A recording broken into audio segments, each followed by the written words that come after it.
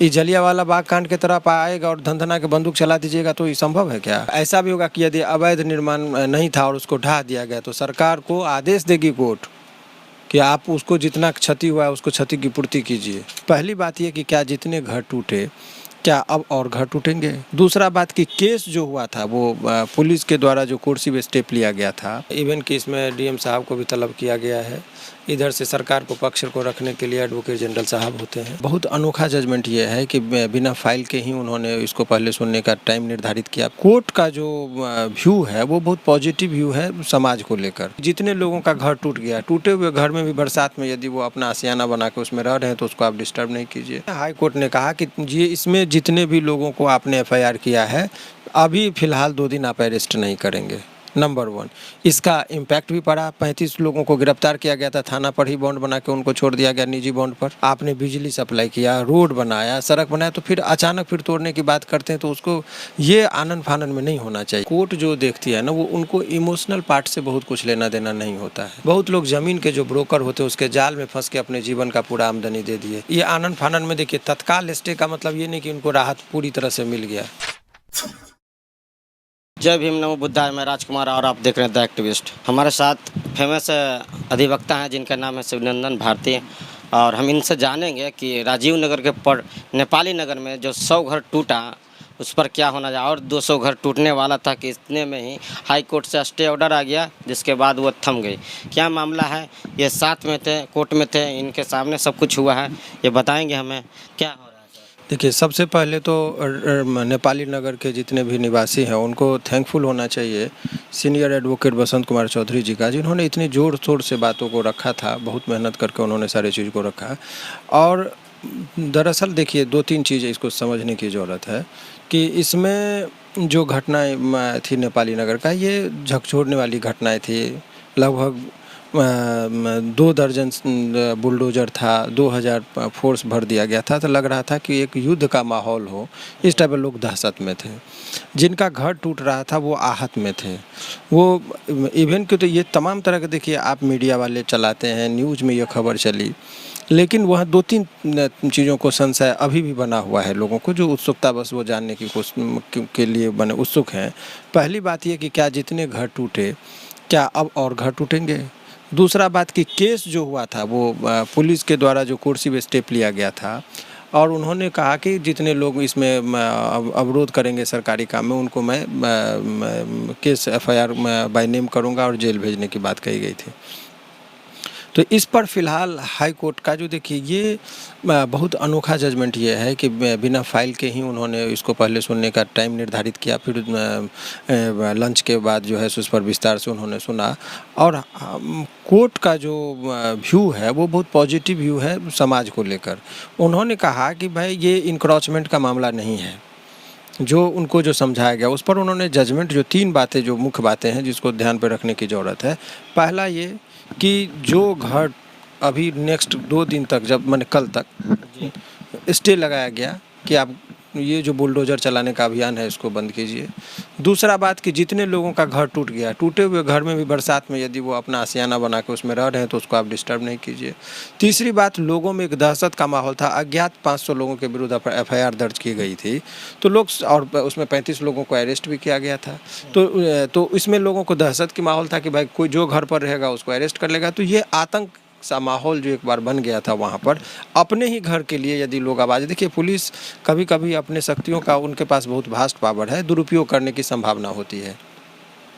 तो 353 धारा जो है वो सरकारी काम में अवरोध यदि उत्पन्न करते हो तो आप पर लगा के कभी भी आपको मैंने इसमें मुकदमे का खामियाजा भुगतना पड़ता है। ऐसे परिस्थिति में हाई कोर्ट ने कहा कि ये इसमें जितने भी लोगों को आपने एफआईआर किया है अभी फ़िलहाल 2 दिन आप अरेस्ट नहीं करेंगे।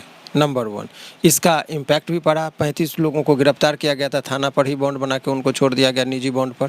ये हाई कोर्ट के कड़े रुख और तेवर से ही हुआ।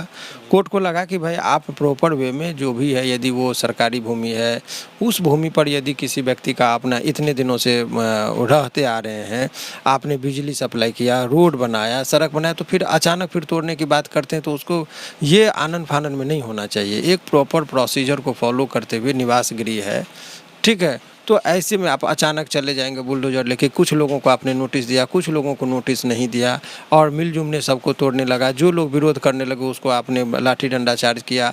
जो लोग और भी समाज के हर प्रबुद्ध व्यक्ति थे उनको आपने कहा कि एफआईआर में हम अज्ञात व्यक्ति को किए हैं, उसमें आपको नाम डाल के आपको जेल में डाल दिया जाएगा।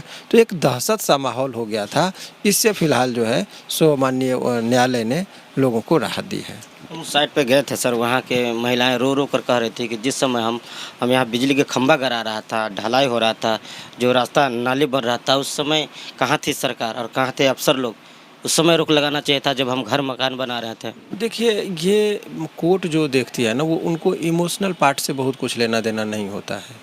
वो कानून के दृष्टिकोण में यदि वो प्रॉपर हर चीज़ का एक प्रॉपर वे है कानून में कि इस तरीके को आप फॉलो करते हुए यदि कोई सरकारी ज़मीन भी है उसको खाली कराने से पहले उसको नोटिस जाना चाहिए, उसको एक अवसर मिलना चाहिए। ऐसा थोड़ा है कि आप आए और सब सामान सहित टीवी का, अभी मैं कल भी देख रहा था, कोई पानी का टंकी लगा हुआ है, टीवी है, किसी का फ्रिज है, किसी का गहना जेवर रुपया पैसा, उसको भी तो निकालने का मौका दीजिए। ये जलियांवाला बाग कांड की तरफ आएगा और धंधना के बंदूक चला दीजिएगा तो ये संभव है क्या?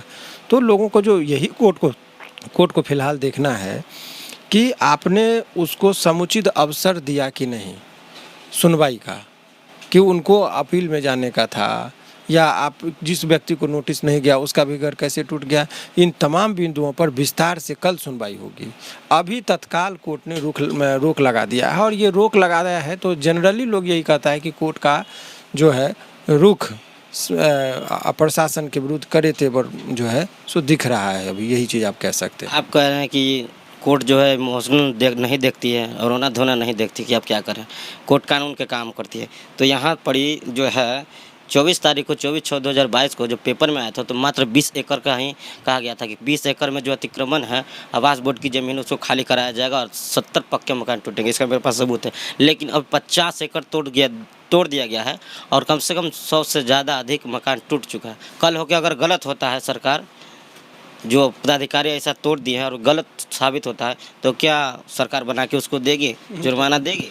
बहुत अच्छी बात है आपका। यही पिटीशन में यही बात रखी जाती है कि जो जितने, अब ऐसा भी होगा कि यदि अवैध निर्माण नहीं था और उसको ढा दिया गया तो सरकार को आदेश देगी कोर्ट कि आप उसको जितना क्षति हुआ है उसको क्षति की पूर्ति कीजिए, और होता है और देना भी पड़ता है, कई जगह हुआ है। तो लेकिन ये जल्दबाजी होगा कहना कि वो इम्प्रॉपर वे से तोड़ा गया। ये देखिए, आप पेपर के कटिंग पर और मीडिया ट्रायल से नहीं चलता है। कोर्ट अपना साक्ष्य देखेगी, अपने स्तर से सारी चीज़ों को, हर पहलू को देखेगी। उसके बाद कोर्ट को जब लगता है कि नहीं इन लोगों के साथ अन्याय हुआ है तो ऐसे परिस्थिति में जो है सो वो अपने स्तर से ही सारे चीज़ों को देखने के बाद निर्णय लेती है। क्या इस पर कल कितने बजे तक सुनवाई होगी सर? देखिए, इसमें लंच के बाद जो है सो फिक्स किया गया है और कोर्ट इवन कि इसमें डीएम साहब को भी तलब किया गया है। इधर से सरकार को पक्ष को रखने के लिए एडवोकेट जनरल साहब होते हैं और बहुत बारीकी से चीज़ों को समझी जाएगी। ये आनन फानन में देखिए, तत्काल स्टे का मतलब ये नहीं कि उनको राहत पूरी तरह से मिल गया। वो तत्काल बोले कि भाई अभी घर टूट जाएगा, तब निर्णय मान लीजिए 1% ही समझिए कि पता चला घर टूट गया, उसके बाद पता चला कि ये इम्प्रॉपर वे में तोड़ा गया, अब जो प्रॉपर तरीका था उस तरीका को नहीं फॉलो किया गया, तो टूट जाने के बाद फिर से तो घर नहीं आएगा। इसीलिए कोर्ट ने कहा कि नहीं अभी आप तोड़ने का जो बुलडोजर का जो अभियान है उसको रोकिए, गिरफ्तारी को रोकिए और मैं देख लेता हूँ मेरिट पर सारे चीज़ों को, एक एक चीज़ को कि आपने सही तरीके का पालन किया कि नहीं किया, प्रक्रिया को फॉलो किया कि नहीं किया। और यदि तब कोर्ट को लगती है तो कोर्ट उसको क्या करेगी, जो उनको उचित लगेगा वो निर्णय देगी। आज के पेपर में तो आया था कि 1024 एकड़ ज़मीन अतिक्रमण में है, विवादित में है। क्या अगर कोर्ट जीतती है तो उतना तोड़वा देगी? देखिए, हम लोग काल्पनिक क्वेश्चन का आंसर अभी देना उचित नहीं है, क्योंकि किसी की उसमें भावना जुड़ी हुई है।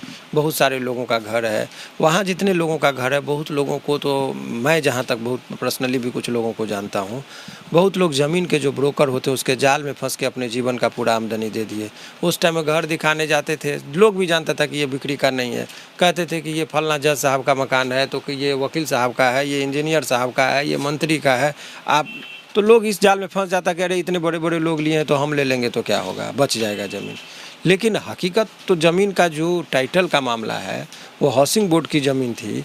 अब उसमें कितना एकड़, कौन ज़मीन, कौन खाता, कौन खेसरा इत्यादि चीज़ तो निर्धारित कोर्ट के द्वारा किया जाएगा। यही तो कोर्ट देखने के लिए बोली कि हम विस्तार से देखेंगे, आप फाइल कीजिए, आपके पिटीशन में क्या बात कही गई है, सरकार का पक्ष जानेंगे और दोनों पक्ष को जानने के बाद न्यायालय को जो उचित होगा वो निर्णय देंगे।